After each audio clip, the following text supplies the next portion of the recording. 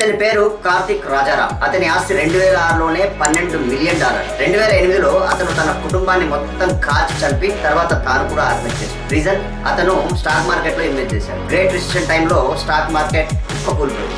ఒక ఫ్లాట్ అద్దెకు తీసుకొని మళ్ళీ ఫ్రెష్ గా జీవితం స్టార్ట్ చేశాడు. కానీ సమయానికి అద్దె చెల్లించలేకపోయాడు. చివరకు తన కుటుంబంతో సహా ఆత్మహత్య చేసుకున్నాడు. ఇప్పుడు సందర్భం వచ్చింది కాబట్టి మీకు విషయం చెప్తా. నిన్న మొన్న వచ్చిన 2 సినిమాలు లక్కీ భాస్కర్, స్కామ్ 1992, ఈ 2 స్టాక్ మార్కెట్ మీద వచ్చినవే బిగ్గెస్ట్ హిట్స్. ఇందులో ఒక సినిమాలో స్టాక్ మార్కెట్ ని అతలాకుతలం చేసి లక్షల కోట్ల ప్రజాధనం దొబ్బితిన్న అర్షద్ మెహతా కథా నేపథ్యం అయితే, ఇంకో సినిమా లక్కీ భాస్కర్. ఇందులో ఫేక్ బీఆర్ చెక్కులు విషయం తెలిసి కూడా అర్షద్ మెహతాకి సహకరించి వేల కోట్లు దండుకొని విదేశాలకు పారిపోయిన ఒక బ్యాంకర్ స్టోరీ. వీళ్ళే ఈ 2 సినిమాల్లోనూ హీరోలట. స్టాక్ మార్కెట్ లో అందరూ నష్టపోకపోవచ్చు, కానీ 1992లో అర్షద్ మెహతా స్కామ్ లో మాత్రం కార్తిక్ రాజారాం లాంటి వాళ్ళందరూ నష్టపడి నడి రోడ్డు మీదకి వచ్చారు.